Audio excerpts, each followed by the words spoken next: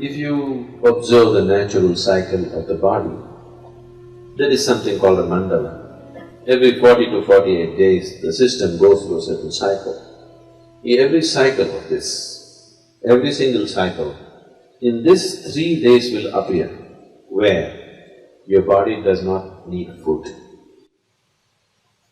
If you are conscious of how your body functions, you will become aware that today my body does not need food.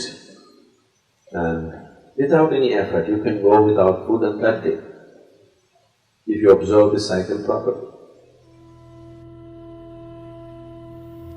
If that awareness is not there as to which day that is, for that in India they fixed what is called as ekadasi. That means 4 days before the full moon, 4 days before the new moon day, people don't eat. They wake up in the morning, no breakfast, no lunch, only after the sun sets they eat one meal. This is just to allow the system to realign itself. If you give this break, it's very, very good for your health and your body, the way it functions. Because the system needs that time to adjust itself. Everyday food, it's a lot of hard work for the body. Give it a little break. If you're not able to fast, on one day you go on something lighter, maybe just juices or something else which is much lighter for the system to handle, definitely body will be very grateful to you. Yes, every day loading it up with cooked food is not a good thing to do. So, what is its spiritual significance? Because it's a cleansing. If your system is not vibrant, you won't feel like doing anything spiritual. You're feeling lethargic. For a meditator, the biggest enemy is sleep. To sit here with eyes closed and fully alert takes something else. For most people, if they close their eyes, it's sleep. So to sit here and to be very alert with eyes closed takes a certain level of vibrance in the body. So to create this vibrance, we observe how to eat, what to do, how much to eat, all these things. It is not spiritual, but it is providing the right kind of body. Right now, if your body is feeling very lethargic, I am talking enlightenment, so what the hell? Isn't it?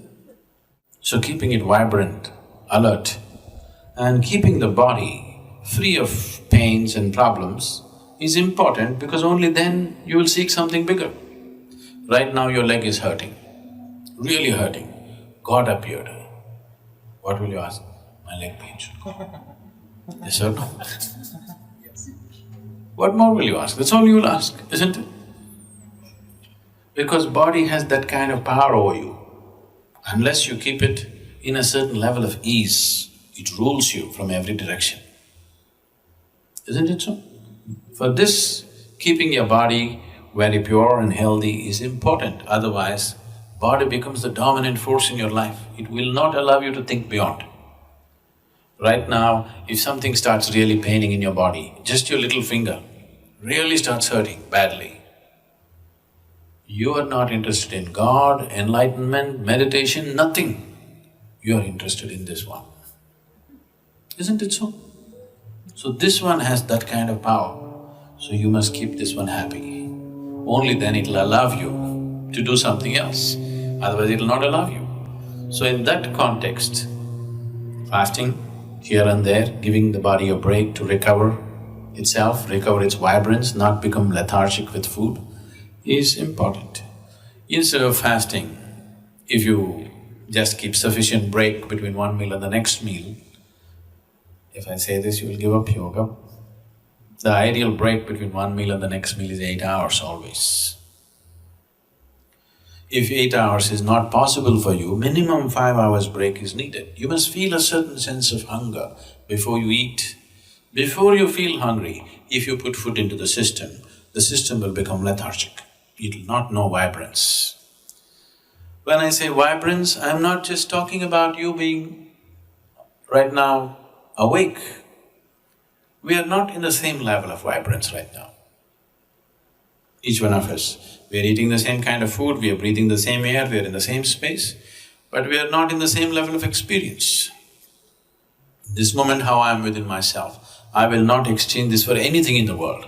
If you give me the whole world, I will not make a deal because this is much bigger than that. And it's possible for everybody. It's not happened simply because the necessary attention and what needs to be done with the system has not been done. So, human vibrance can be in various levels, many different dimensions. It can carry you to completely different dimensions of experience and living. So, keeping the body well is a fundamental requirement. You don't have to be a great athlete or something, but just keeping it easy, that if you sit down here, you don't have to twist and turn all the time. If you sit down here, next few hours, you can simply sit here without being bothered by a bursting bladder or a craving stomach bag or this hurting, that hurting. If you sit here, you're fine. Just that much ease has to come into the body. See, you see right now, I'm sure even in Ahmedabad it's true, every city it is true, at 40 degrees centigrade, he's selling fruit. How much of it will be left? Even if the fruit is there, nothing is there in it because fruit is 90% water. There is substantial medical evidence to show you any food that you eat, its water content should be higher than your body's water content. You must eat water, not drink water. This campaign by water bottling companies in America especially, and it's gone everywhere, every day you must drink 3 liters of water, 4 liters of water. You will dilute your blood and suffer many things. Micronutrients won't reach your brain or various cells simply because you're overly diluted. And anyway, all you will do is you need bathrooms every kilometer. In America, there are more bathrooms than the population because drinking so much water, you have to go all the time.